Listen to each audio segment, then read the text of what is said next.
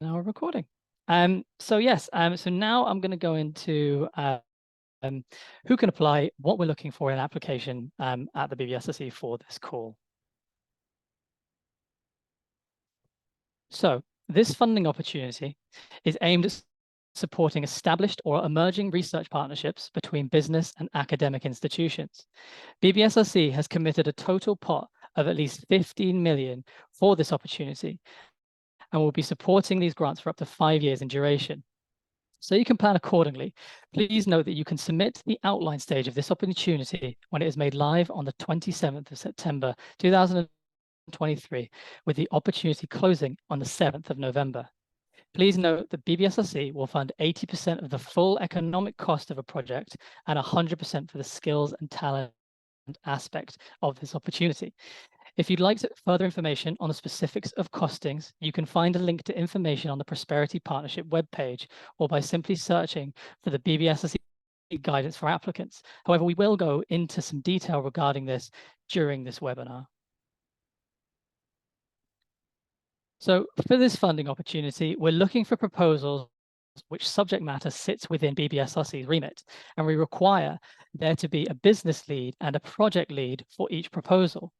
For the eligibility of research organizations, they can act as a project lead for prosperity partnerships if they are eligible to receive Research Council funding.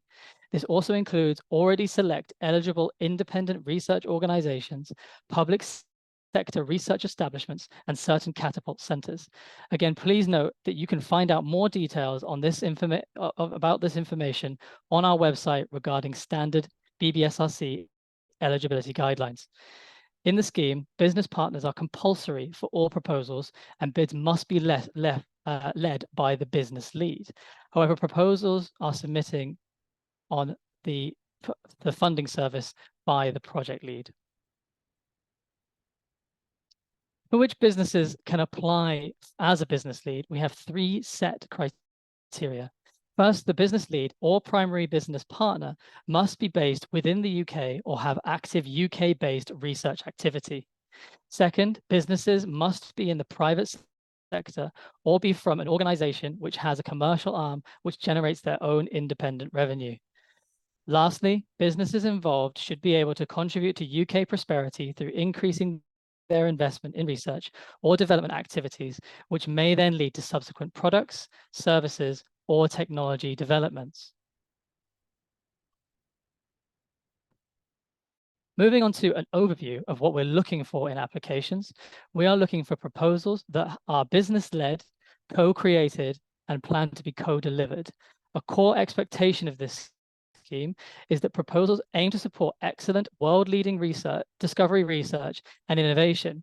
We expect this to have clear benefits to the businesses involved, and we want these partnerships to lead to accelerated impact arising from either new knowledge, innovations, or technologies.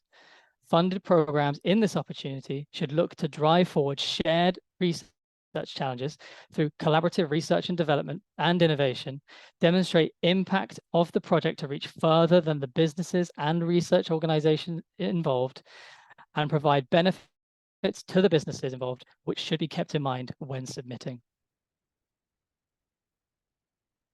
Moving into some strategic considerations, addressing research challenges should be included in proposals and should focusing on tackling major problems faced by the UK and the world via research and innovation, and how biosciences or bioscience can contribute to addressing these challenges. As well as that, proposals should also consider how the partnership could drive capability in a key technology, as well as further scientific advancements. Specific outcomes will ultimately be unique to each project. However, some consideration should be around how the partnership would lead to the discovery of new or improved products or services, drive efficiencies or cost reductions, or enable expansion into new markets, whilst also jointly authorizing high impact publications. These are some examples. However, within this scheme, what we're essentially looking for are projects that seek to provide economic and social prosperity, which wouldn't exist without the partnership. For the scope of proposals submitted, and we've touched a bit on this already, we are seeking proposals which tackle challenges in bioscience and biotechnology within BBSRC's remit. We are open to considering other research and innovation areas supported by UKRI, so long as it clearly demonstrates that they strengthen the research, innovation, or partnership. We also encourage multidisciplinary research, and we do understand that many Prosperity Partnership applications will involve multidisciplinary research and innovation in their submissions. Further on scope, applicants in the outline should articulate and demonstrate either that their relationship is emerging or established and is research-based, and that there are clear plans to evolve this. These can be demonstrated through articulating shared research challenges between the partners, and that the Prosperity Partnership mechanism is key to building or strengthening a relationship. We are also looking for ambition to co-deliver the research program at TRLs 1 to 4, and that the business partner is able to commit to the matched contribution for the Prosperity Partnership in cash. And on this point, in this slide and the next, I'm just going to give an overview of the matched cash contribution aspect of this call, starting with what this requires and what this includes. In this opportunity, it is required that the funding by BBSRC to be matched with commercially generated revenue in cash by the business lead or businesses involved. What this means is for every pound awarded by BBSRC, the business lead or businesses together must contribute the same amount, otherwise known as a matched amount. With regards to partners, there are two types of bids, and for single business bids, this is pretty straightforward, with the business contributing the same amount as the BBSRC provides in cash.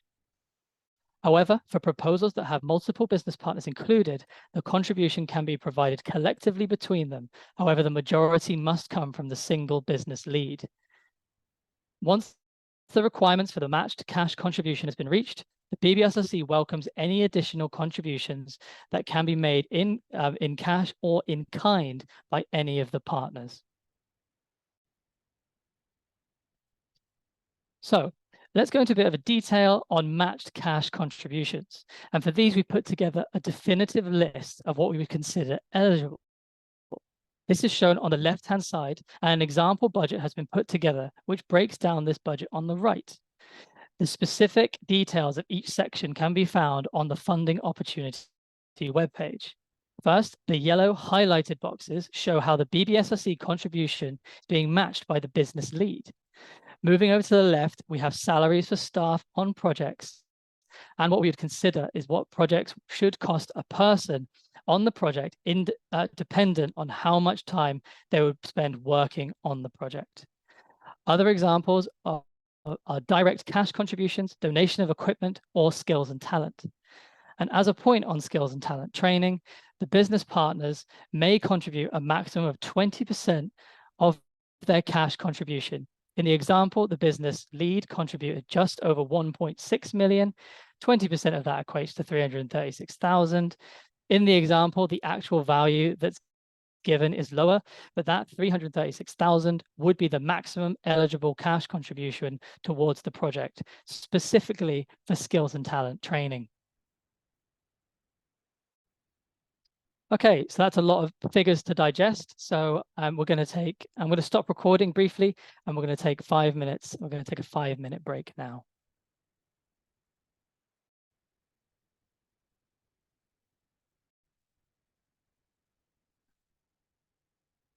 So now we're going to go into a video regarding how BBSRC support people and careers at BBSRC. And this is going to be led by our colleague Aidan Grimsley on a video.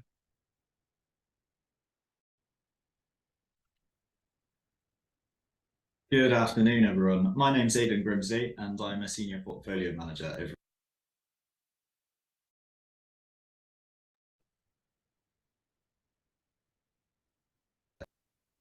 over in the Skills and Careers Unit at BBSRC.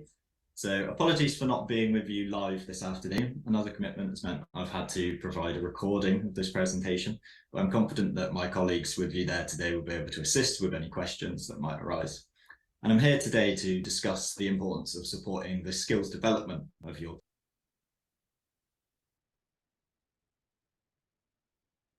teams and what you might want to consider in this regard for your potential Prosperity Partnership application. So supporting people and careers is a key objective of BBSRC's strategic delivery plan. Specifically, that objective is to attract, retain, and develop a highly skilled, diverse, and mobile bioscience workforce. And within this objective sit 4 key themes: capacity and capability in core bioscience disciplines. So this means ensuring we have a critical mass and appropriate balance of researchers, innovators, technicians, data scientists, and professional support staff within those disciplines. Continuing professional development. So how do we equip people with the right research and innovation, technical and leadership skills over the course of their whole career to enable them to operate effectively and ethically in a changing professional environment? Supporting research and innovation teams. So how do we support diverse and inclusive teams with the right balance of skills and the right balance of roles to deliver those complex, often multidisciplinary and cross-sector research and innovation challenges and advance the frontiers of bioscience knowledge? And finally, fostering an open and positive research and innovation culture. So we work across UKRI and with the wider sector to create a research and innovation culture that enables the UK to attract and retain top global and domestic talent. So what does this actually mean for the Prosperity Partnerships? Well, baked into the award is actually the opportunity to use some funding to develop and train the whole workforce that you require to deliver your project's vision and ambition. And how you plan to develop the skills and talent of your workforce should be included in this application through the Workforce Development Plan. So the Workforce Development Plan should set out your aims, objectives, future actions, and anticipated outcomes for developing an excellent, inclusive, and supported team. So you'll need to think about the team of people you need, the breadth of roles you need within that team. I'll go into this in a bit more detail shortly.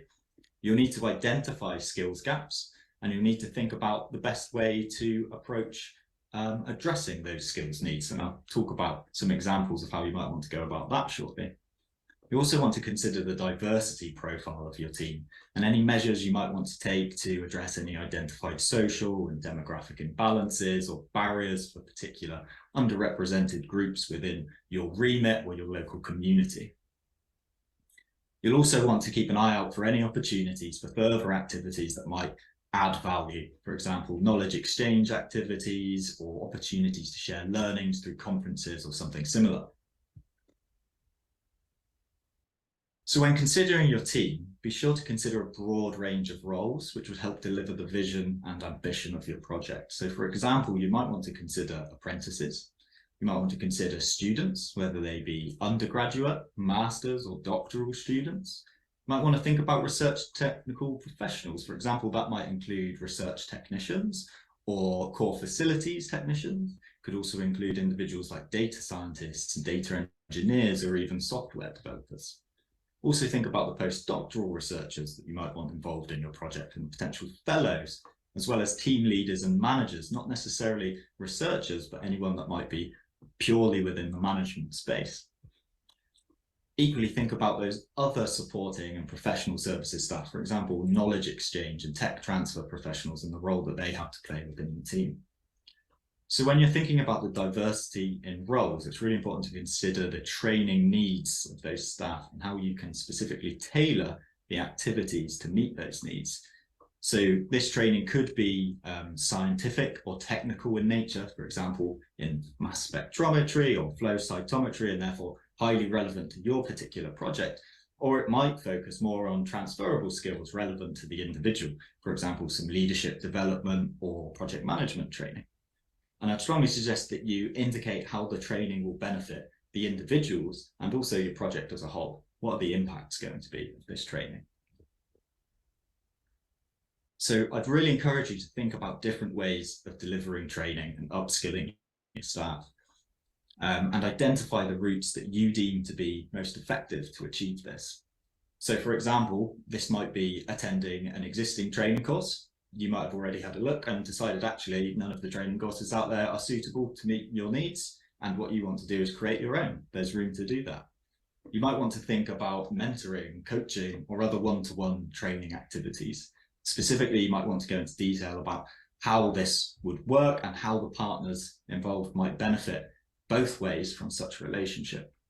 You might want to think about some of those added value activities we talked about. They could be external or internal, for example, workshops, conferences, summer schools to share learnings, to bring cohorts together to present their work, similar exercises. I'd strongly recommend that you think about how you can support the mobility of individuals through exchanges, secondments, or placements, and I'll be providing some specific examples of those shortly.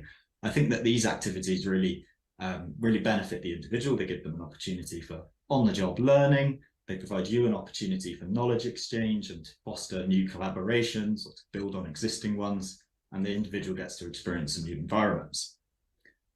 Finally, really think about the impact of what these activities are going to have. What's the benefit of delivering the training in the way that you propose rather than in a different route? For example, what does the individual gain from this specific secondment opportunity that they wouldn't be able to gain from a similar generic training course? So in the next few slides, I'm going to provide a few examples of activities that have been supported in prior prosperity partnerships and also a few from elsewhere across other BBSRC calls. And the idea is just to stimulate a bit of idea generation for yourselves, give you some flavour of the sorts of activities that you might want to include in your workforce development plan. So in the first round of prosperity partnerships, we saw activities including cohort training retreats through summer schools, training hotels, community workshops. We saw a range of PhD students supported, including a PhD by portfolio, and we also saw undergraduate student internships doing placements. We saw some partners focus their efforts on widening access, so engaging with underrepresented communities and how they can get those involved in their project. We also saw a range of placement and secondment activities. I'm going to finish with some examples of supporting career development and mobility from a different call. These are from our flexible talent mobility accounts, which support individuals, usually early career researchers and technicians, to undertake placements, secondments, and exchanges. And I'm sharing these with you because I just think that they show off the value of this sort of activity, both in developing the needs of the individual, but also in fostering new collaborations and providing slightly more outside of the norm activities. So in the first example, a postdoc worked with a business partner to develop a novel microscopy technique to visualize cellular receptors that mediate communication of cells with substrates. And they were able to return proof of concept data, which led to IP protection of that technique. But the real reason I've included this is I think it's a great demonstration of the role that this sort of training can play in forging new collaborations and strengthening existing ones, because actually this business and this university went on to co-supervise 2 PhD students. In the second example, a postdoc engaged with local cheesemakers to investigate the effect that their traditional cheesemaking techniques had on the microbial diversity of their cultures. So the postdoc gained some really hands-on experience and was able to work with some really unique cultures, some of which actually dated back to the 1930s. In exchange, the cheesemakers gained a deep understanding of what makes their process particularly unique. My second set of examples focuses on technicians. So the first of which, some Earlham Institute technicians worked with a local film studio to develop training videos on the operation of their biofoundry equipment. Those videos are shared with potential collaborators to help them assess the suitability of that equipment for their needs, and also as a training process, thereby reducing the time required for on-site training to be delivered by those technicians. So this provides a really good example, I think, of how designing some bespoke training activities might actually have a longer-term impact or legacy on your project and what might come next. That might be something for you to consider in your proposal. In the next example, there was an exchange of animal research technicians between the Babraham Institute and Charles River Laboratories. And I've included this one because of the quote that one individual gave. This opportunity provided enhanced professional visibility and improved awareness of career opportunities. I think this just demonstrates one of the greatest benefits of placement opportunities in broadening an individual's horizons and giving them the opportunity to experience new environments while learning on the job. And the final example is a great example of an identified transferable skills need. So technicians attended a workshop to better understand industry needs and how they might interact with businesses, thereby equipping them with the tools they need to identify potential industrial collaborators that fit their particular skill sets. And that training has since been further developed and embraced by the university, who now have defined routes for industry engagement for their technicians as a result of this. So I hope that's given you a bit of food for thought, maybe some inspiration for what you might look to include in your workforce development plan. I'll just reiterate that I really think you should consider the whole breadth of roles within your team and really consider the different ways that you might train those roles, the breadth of opportunities that you can achieve that. And I'm sure my colleagues there with you today can take any questions that you might have. Thank you very much for listening. Cheers. Brilliant. So that was supporting people and careers at the BBSRC. And so we'll move on to the next section of the webinar. Good afternoon, everyone. Which is the application, assessment process and timeline of the funding opportunity. This is going into the logistical side of how things in the application and assessment process will work, as well as the timeline for the opportunity as well. So the Prosperity Partnership assessment process will take place over 2 stages. The first stage, which is the outline stage, applications will go through an internal BBSRC strategic appraisal panel by BBSRC-based remit and fit to the scheme. Shortlisted applications will be invited to a full stage panel review for assessment and ranking. At the peer review panel, proposals will be assessed on the vision and ambition, the added value of the partnership, the leadership and appropriateness of the team, as well as secondary criteria such as impact, management and governance, and skills and talent training, which I'll detail shortly. Successful proposals from the outline stage will progress to the full proposal stage, which will undergo external peer review and ultimately end up as a specialist interview panel where invited applicants will attend an interview made up of external members of academia and industry.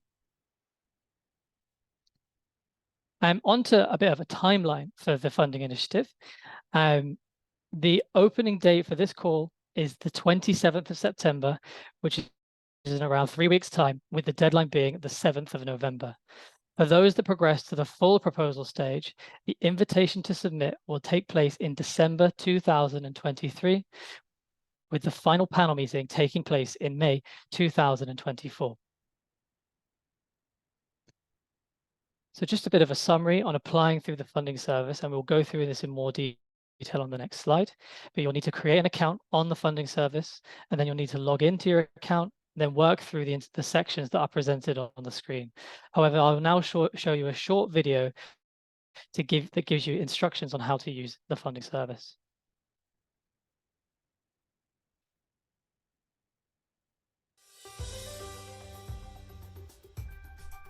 Completing an application in the funding service. In this session, we will cover how to create an application in the funding service. So, how do you apply to an opportunity in the funding service? So when you, I think that it's definitely something you'd like to apply to, we would encourage you to go ahead and start an application. There's no obligation to carry on and complete that, but what that will do will give you some insight into what it looks like to apply for funding. So let's go ahead and have a look at what happens if we go ahead and do that. You'll just need to confirm that you are indeed the person that is applying. And once you've done that, you can go ahead and create an account on the new funding service or sign into an account that you may have set up previously. It's very quick to create an account. It'll simply be a case of entering your email address, ideally from your organization, and setting up a password and identifying the organization that you belong to, and then you will create an account. So I'm not going to go and do that. I'm going to sign into an account that I've already set up. And once you come into your application form, you'll be presented with a screen very similar to this. for the opportunity that you've applied to. What we can see here are the sections that we need to complete. It's just a case of working through each of the sections and completing them so that before you can submit your application. And the sections that we see here are typical of a research grant opportunity, but depending on the type of funding that you're applying to, you might see some different sections that you need to complete across the left here. So if we go into a section here, this one's incomplete. What we can see is the question that we want this section to cover. Importantly, all of the assessment criteria are available above each of the sections that you need to complete. So this can help you as you're completing your application. But you may have gone ahead and done some of this offline in a Word document, etc. That's okay. You can copy and paste that into the field here. You've got some basic formatting available to you when completing your application. Some Greek symbols and things like that are all also able to be copied in. And if there's anything more complex in terms of diagrams that you want to bring in, you're able to insert diagrams to be displayed in context with your application as well as your standard bullet points, headings, and so forth. For each section, you'll be subject to a word count. It lets you know what the word count is. If you exceed that, you won't be able to mark the section as complete. And so that way we ensure that all the applications are within the determined rules. And so if I were to mark that as complete and save and return, we can see that now all of the sections are complete, and now I'm able to send that through to my research office. So once I send it to my research office, they will be notified and they will have the exact same view of the application, and they'll be able to check that. Importantly, you as an applicant have this read application view, and this gives you the exact same view that your research office will have of the application, that reviewers will have of the application throughout the assessment process, into the panel meetings and so forth. So everybody looks at your application in the same way. And you can navigate through all of the sections that you've provided in your application, and like so. We'll navigate to the different sections really quickly that you've provided. And also you could go ahead and print this page as a PDF or print it out on paper if you really want to do that, and consume the application like so.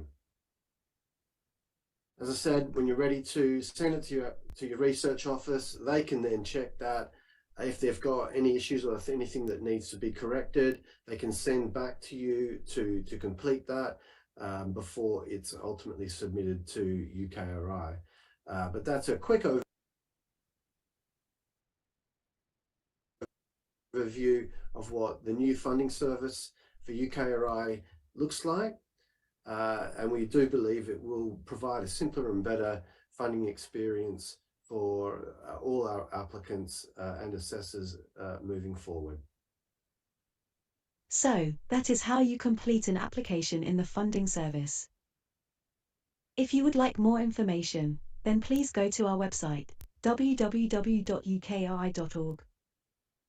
For any queries, contact the Funding Service Help Desk by emailing support@funding-service.ukri.org or call the Funding Service Help Desk on 017935 7490.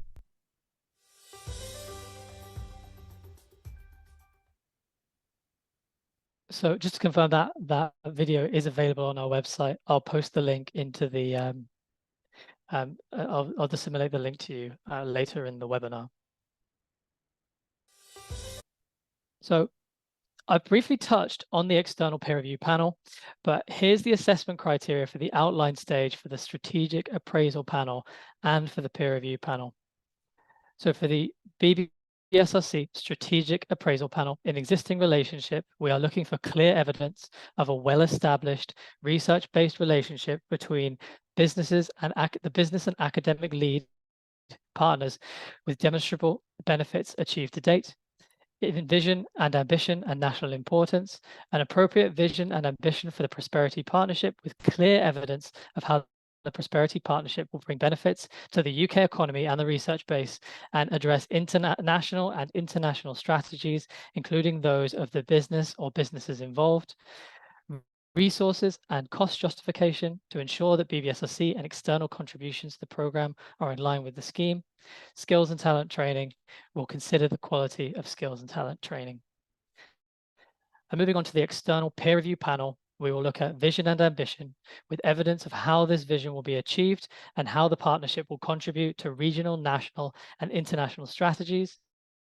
Additionality and added value, clear evidence of the buy-in from business partners and co-creation of the proposed business-inspired fundamental research program.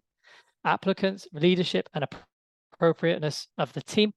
Appropriateness of the leadership team or evidence of joint working between the business and the project lead. On to impact. This is how the Prosperity Partnership will deliver the benefits identified, clear plans to maximize translation and impact arising from the partnership, and plans for responsible research and innovation. Management and governance. You must demonstrate appropriateness of the management and governance arrangements. And skills and talent training. You must demonstrate the quality of skills and talents training and appropriateness for alignment with the Prosperity Partnership, as well as submitting ethics and as well as assessment, on ethics and responsible research and innovation. So that now concludes this section